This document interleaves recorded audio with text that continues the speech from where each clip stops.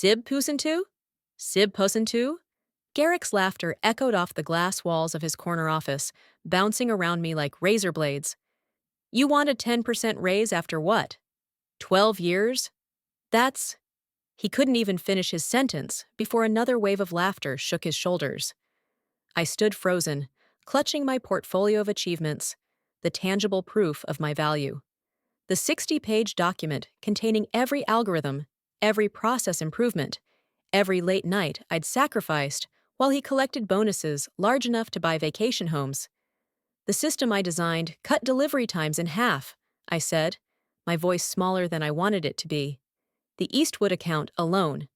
Garrick waved his hand dismissively, still chuckling as he leaned back in his chair. Everyone's replaceable, you know, even you. He stared at me with that practiced CEO smile that never reached his eyes. If you think you're worth more, try your luck elsewhere. I felt something crack inside me. Not my heart, something deeper. The foundation of 12 years of loyalty, of believing that eventually hard work would be recognized. I understand, I said quietly. Collecting my portfolio, the pages trembled between my fingers. Listen, Garrick's voice softened with artificial concern.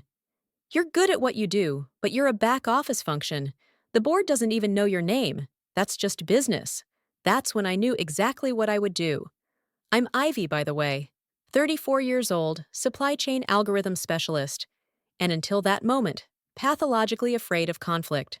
The kind of woman who apologizes when someone steps on her foot. The woman who stayed at the same company for 12 years despite being paid 20% below market rate because I believed in loyalty, because I thought my work would eventually speak for itself. Before I go any further with this story, I'd really appreciate if you could take a second to tell me in the comments where you're watching from. This happened in the Midwest, but I want to know if stories like mine resonate everywhere. And if this is something you've experienced too, please hit that like button and subscribe, because what I'm about to tell you might save you years of your own life. I walked back to my cubicle. Yes, cubicle. After 12 years, past the glass-walled offices of managers who'd been at the company half as long as me, my desk sat in the corner of the 5th floor, surrounded by empty workstations. Our department had shrunk from 15 people to just 3 over the years. Not because we needed fewer people, but because my algorithms had automated so much. My computer screen showed an email notification, the quarterly company newsletter, with a feature on how Garrick's innovative supply chain revolution had saved our biggest client Eastwood. My revolution. My 18-hour days for 6 months straight. My solution that cut their logistics costs by 40%. Beside my keyboard sat the cold coffee I'd abandoned 3 hours ago when I'd finally gathered the courage to ask for that raise. Beside it, a framed photo of my parents. Dad worked 35 years at the same factory before they closed it down. Loyalty matters, he always said. Mom nodded along, believing it too. I opened my drawer and pulled out a small leather notebook. Inside were ideas I'd jotted down over the years. My personal projects, documented meticulously with dates, times, and development notes. Ideas I'd explored on weekends, refined on my own laptop, built on my own time. Ideas the company had implemented without formal acquisition because I'd been too accommodating, too eager to prove my worth. I flipped through the pages, stopping at my notes from 3 years ago. A series of algorithms that became the backbone of our entire distribution system. At the top of the page, my handwriting, personal project, supply chain optimization through predictive modeling, began 11 by 14, home system. What Garrick never knew, what the company's legal department had been too careless to investigate, was that I'd never signed over the rights to these personal innovations. The boilerplate employment contract covered work done during company time using company resources. My most valuable creations were documented as personal projects developed on my own equipment during my own time. I picked up my phone and scrolled to a number I'd saved but never called. Hayden, the operations director at our largest competitor, had reached out multiple times over the years. His last message, sent 6 months ago. The offer still stands whenever you're ready. We value innovators here. My fingers hovered over the call button. 12 years of loyalty screamed at me to stop, to be reasonable, to not burn bridges. Then I remembered Garrick's laughter. I pressed call. Hayden speaking. This is Ivy Reeves from Porter Logistics Solutions. I paused, surprised by the steadiness in my voice. I believe we should finally have that conversation. Ivy! Excitement rippled through his voice. I was beginning to think you'd never call. Are you free for dinner tonight? 5 hours later, I sat across from Hayden at a restaurant that required reservations weeks in advance. He'd made one call. I've followed your work for years, Hayden said, studying me over his water glass. Or rather, I've followed the sudden leaps in Porter's capabilities that mysteriously coincided with gaps in your LinkedIn activity. Those supply chain algorithms for the Eastwood account were revolutionary. I felt a tightness in my chest. How did you know that was me? Hayden smiled. Because Garrick doesn't have the technical background to understand even the basics of what those algorithms do, let alone create them. And because we tried to reverse engineer them and couldn't, that's when I knew we needed the mind behind them. I took a sip of water, gathering my thoughts. What exactly are you offering? Leadership position, triple your current salary, stock options, a team of your own. He leaned forward. But more importantly, recognition. Your name on your work. And if I brought my personal innovations with me, theoretical systems I developed on my own time, using my own resources, something flickered in Hayden's eyes. Understanding. He nodded slowly. We have a proper IP acquisition process with fair compensation. Unlike some companies, we don't expect to own our employees' personal creative output. I pulled out my leather notebook and placed it on the table. I have documentation proving these systems were personal projects. Porter implemented them, but they never formally acquired them. Hayden's eyes widened slightly as he grasped the implications. That's quite an oversight on their legal team's part. Garrick doesn't value back-office functions, I said, echoing the CEO's words. Including legal, apparently. 2 weeks later, I placed my resignation letter on Garrick's desk. He barely looked up from his computer. 2 weeks' notice? He scanned the letter. Where are you going? I considered lying, but decided truth had more impact. Radius Shipping Solutions. That got his attention. His head snapped up, eyes narrowing. Our competitor? That's unfortunate timing. We're in final negotiations with Eastwood to expand our contract. I know, I said. I built the delivery model for that proposal. Garrick's expression shifted from surprise to something resembling concern. We should discuss retention options. Perhaps that raise you mentioned? The offer from Radius is triple my current salary, plus leadership position and stock options. He laughed, but it sounded hollow now. They're overpaying. You'll be disappointed when they realize you can't possibly deliver what they're expecting. I smiled, feeling a strange new confidence.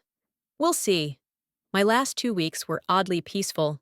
I completed my transition documents, trained my replacement, a recent graduate who seemed both terrified and impressed by the systems he was inheriting, and backed up my personal project documentation.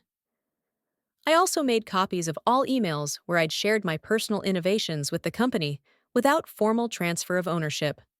On my final day, I met with our legal counsel, Vance, who handled my exit interview. Just routine questions, he assured me, sliding a stack of papers across the desk.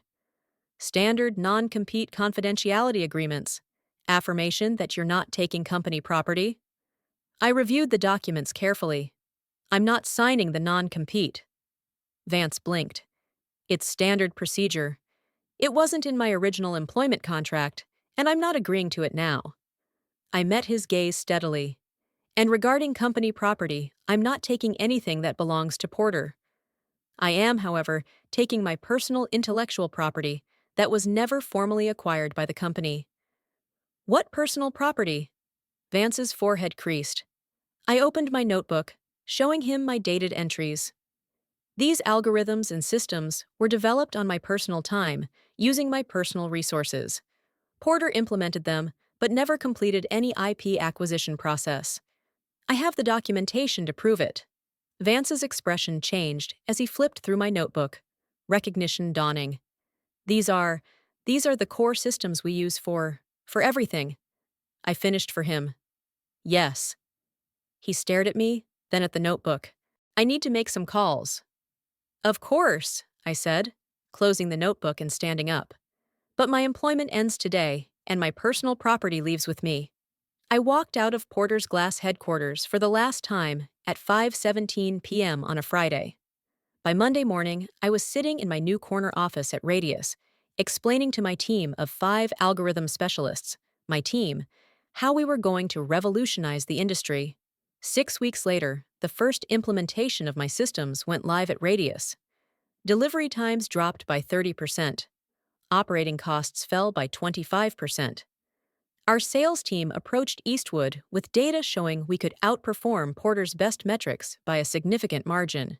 The morning Eastwood announced they were switching their contract to Radius, my phone rang. Garrick's name flashed on the screen. I let it go to voicemail.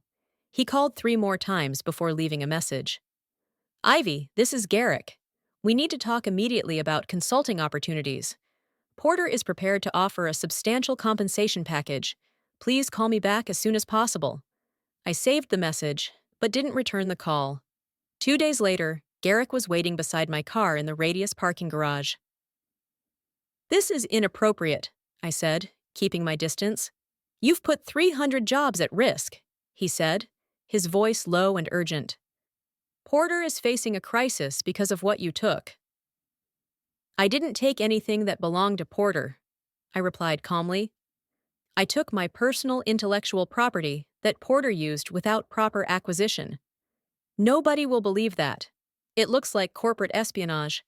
I have dated documentation of every personal project, every implementation, and every conversation where ownership was never transferred.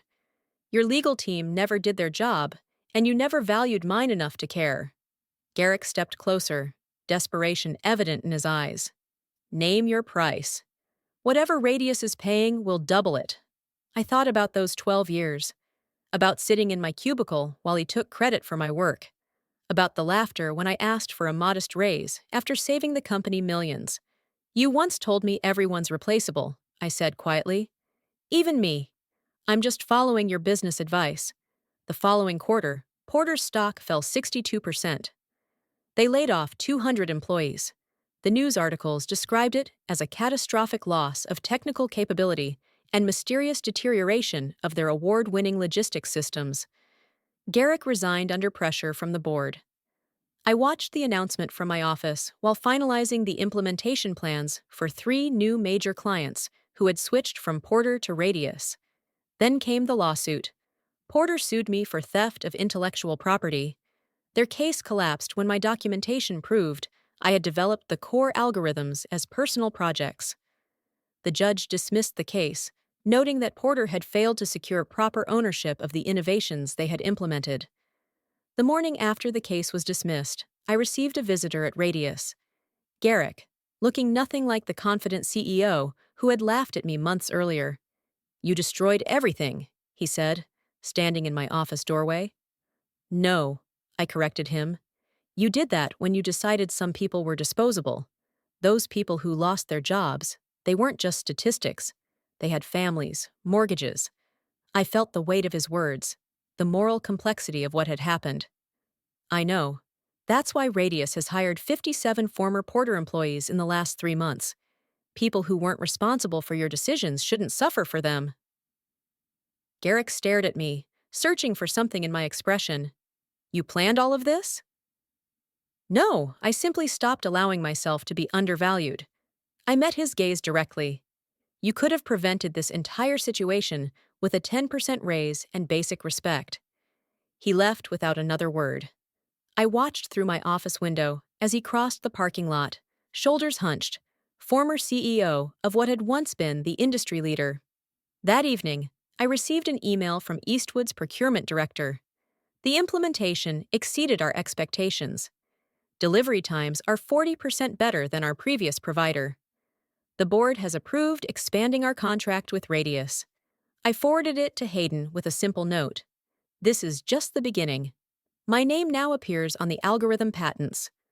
My picture hangs in the lobby alongside other Radius executives.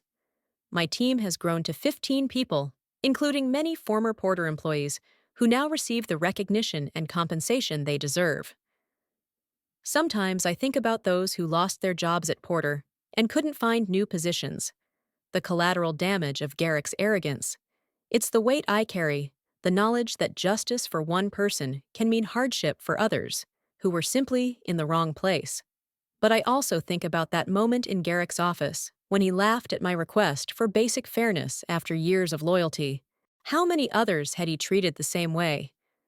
How many careers had he stunted with his belief that people were replaceable parts in his corporate machine? 6 months into my new role at Radius, the full impact of my decision was still unfolding. Porter's stock hadn't recovered. Industry analysts were writing case studies about their catastrophic talent management failure. Meanwhile, Radius had claimed 23% of Porter's market share. My office phone rang on a Tuesday afternoon. The receptionist's voice sounded hesitant. "There's someone here to see you. She says she worked at Porter." When I walked to the lobby, I found Marlene standing there. She'd been Porter's head of customer service for 15 years, longer than I'd been there. We'd eaten lunch together sometimes, commiserated about Garrick's leadership style. Now she clutched her purse with white knuckles. "Ivy," she said, her voice brittle. "I thought maybe we could talk." I brought her to my office, offered her water, coffee. She declined both. "I lost my job last week," she said without preamble, "along with my entire department, 37 people." The weight of her words settled in my chest. "Marlene, I'm so sorry." "Are you?" Her eyes fixed on mine. "Everyone's saying you're the reason Porter's falling apart, that you stole something and brought it here." "I didn't steal anything." I explained my personal project documentation, the legal victory. She listened without expression. "I'm 56 years old, Ivy. Who's going to hire me now?" I leaned forward. "Radius will. We need experienced customer service leadership. I can speak to Hayden today." She shook her head. "I didn't come here for a job." "Then why did you come?" Marlene looked around my office. The view, the sleek furniture, the nameplate on my door. "I wanted to see if it was worth it. If whatever you got was worth what happened to the rest of us." The question lodged in my throat like a stone. Was it worth it? The recognition, the compensation, the validation, measured against the collateral damage to people who'd done nothing wrong except work for the wrong company. "It wasn't supposed to happen like this," I said finally. "I just wanted what I'd earned." "We all want that." Marlene stood up. "Some of us just can't take an entire company down when we don't get it." After she left, I sat motionless, staring at the wall. My phone buzzed with a text from Hayden. Quarterly numbers exceeded projections by 18%. "Celebration dinner tonight?" I didn't answer. Instead, I opened my laptop and created a new spreadsheet. In the first column, I listed every Porter employee I knew had lost their job. Next to each name, I researched their LinkedIn profiles, noting their experience and skills. By midnight, I had a database of 212 people. The next morning, I walked into Hayden's office without knocking. "We need to talk about Porter's former employees." Hayden looked up from his monitor. "What about them?" I placed my spreadsheet on his desk. "These are people who lost their jobs because of Porter's collapse. Radius has benefited enormously from what happened. We have a responsibility." He studied the list. "We've already hired quite a few. Not enough." I sat down across from him.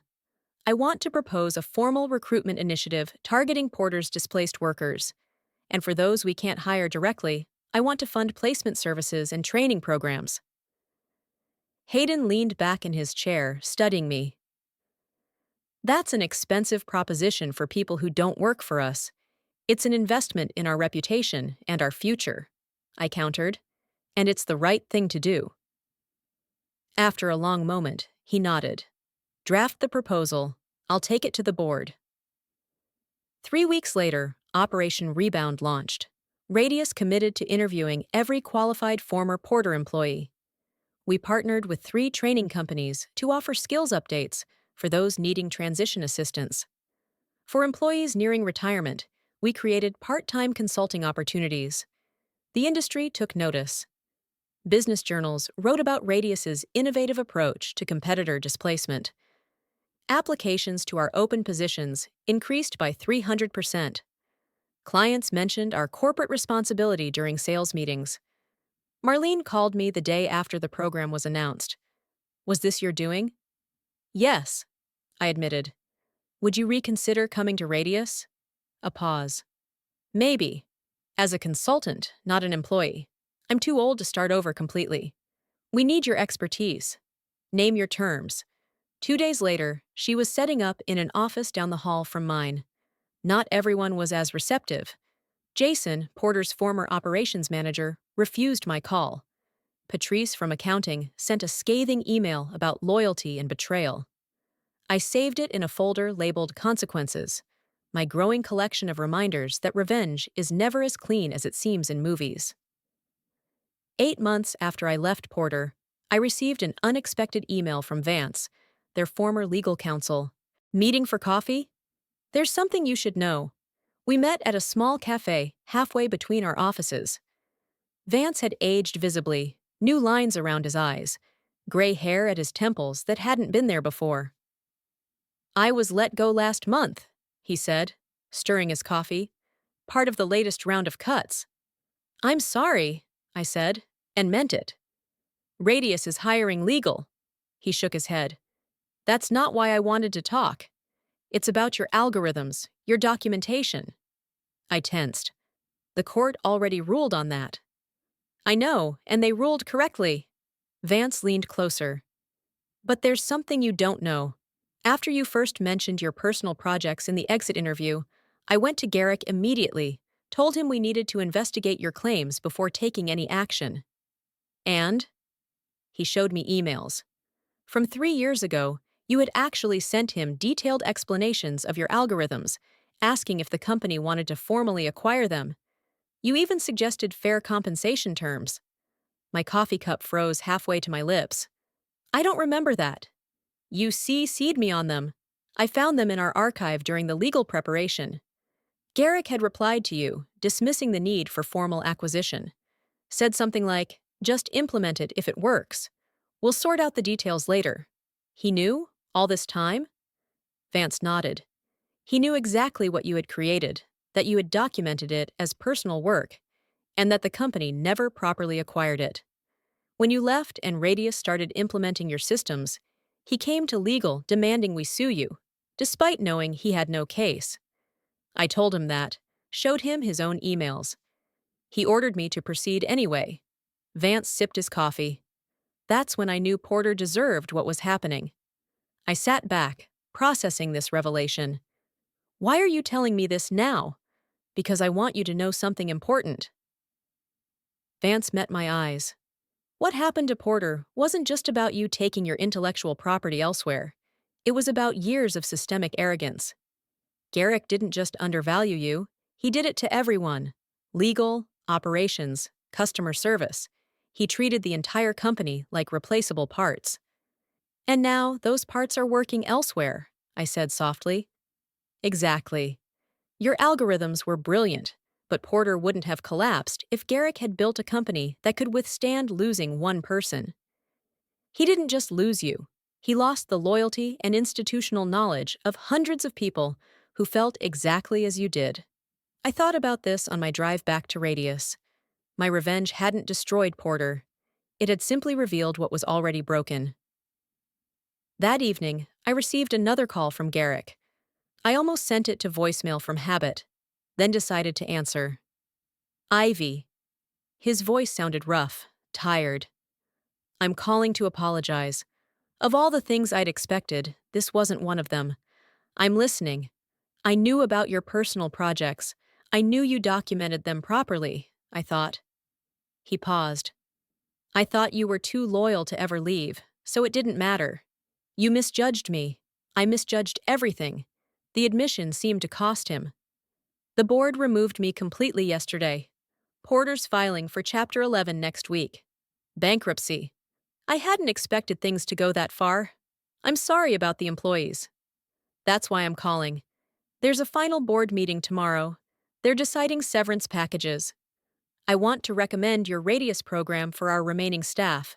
You want to send Porter's employees to Radius? I want them to have jobs, said simply. Pride doesn't matter anymore. After we hung up, I walked to the window of my apartment, looking out at the city lights. 12 years at Porter, working in obscurity. 8 months at Radius had transformed not just my career, but an entire industry landscape. The next day, Porter officially announced its bankruptcy filing. By afternoon, their remaining clients were calling Radius. Our sales team was overwhelmed. Hayden called an emergency leadership meeting. We need to scale up immediately to handle the influx, he told us. Ivy, your rebound program is now our top priority. We need every qualified Porter employee we can get. Within a month, Radius had hired 173 former Porter staff. Our operation expanded to 3 new locations. My team grew to 40 people, many of whom had once sat in cubicles near mine at Porter. Marlene became our chief customer experience officer. Jason eventually joined as operations consultant. Even Vance came aboard to help with our expanding legal needs. 1 year after I'd walked out of Garrick's office with my portfolio of achievements, I stood at a podium accepting the Industry Innovation Award. Cameras flashed as I looked out at the audience. Many familiar faces from Porter, now wearing Radius badges. Innovation isn't just about algorithms or systems, I said into the microphone. It's about recognizing the value in people, treating them as irreplaceable rather than disposable. The companies that understand this will always outperform those that don't. After the ceremony, a young woman approached me. She looked fresh out of college, nervous but determined. Ms. Reeves, I'm Tessa. I just started in algorithm development at Radius. Welcome to the team, Tessa. She clutched her portfolio, so similar to the one I'd held in Garrick's office that day. I wanted to ask, how did you know when to stand up for yourself? I'm just starting my career, and I don't want to make the same mistakes. I considered her question carefully. I waited 12 years too long. Don't do that. But aren't you worried about seeming difficult, ungrateful? I smiled. Those are labels people use when they want to pay you less than you're worth. As Tessa walked away, I noticed Garrick standing near the exit. Our eyes met across the room. He nodded once. Acknowledgement, perhaps respect. I nodded back. He had lost everything, but gained something too, understanding. I had gained everything I'd wanted professionally, but carried the weight of how it happened. We were both changed by that moment of laughter over a 10% raise request. 2 years after leaving Porter, I received an unexpected package. Inside was a framed article from the Wall Street Journal analyzing Porter's collapse and Radius's rise. A note was attached. You were never replaceable. I was Garrick. I hung it in my office as a reminder that value isn't determined by others. It's something you must recognize in yourself first. Last month, I launched a mentorship program for women in tech. Our first workshop focused on salary negotiation and intellectual property protection. 300 women attended. Marlene helped me organize it. Tessa, now leading her own team, was one of our speakers. At the end of the workshop, a participant asked me, "Don't you feel bad about what happened to Porter?" I considered the question carefully before answering. I feel responsible for my actions, but not guilty for claiming what was rightfully mine. The difference matters. As I look back now, I understand that true revenge wasn't watching Porter collapse or seeing Garrick lose his position. It wasn't even my corner office or industry award. Real revenge was discovering my own worth and refusing to let anyone discount it again. It was creating a workplace where people like me, people like the person I used to be, would never need to wait 12 years for recognition. If you're watching this and questioning your own value in your workplace, remember, loyalty is admirable, but it should flow both ways. Document your achievements, know your worth, and never, ever apologize for asking to be valued appropriately.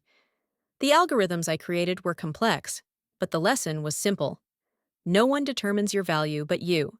If this story resonated with you, please hit that like button. Share it with someone who might be sitting in a cubicle right now, wondering if they should speak up. Subscribe if you want to hear more stories about finding your voice in spaces designed to silence it.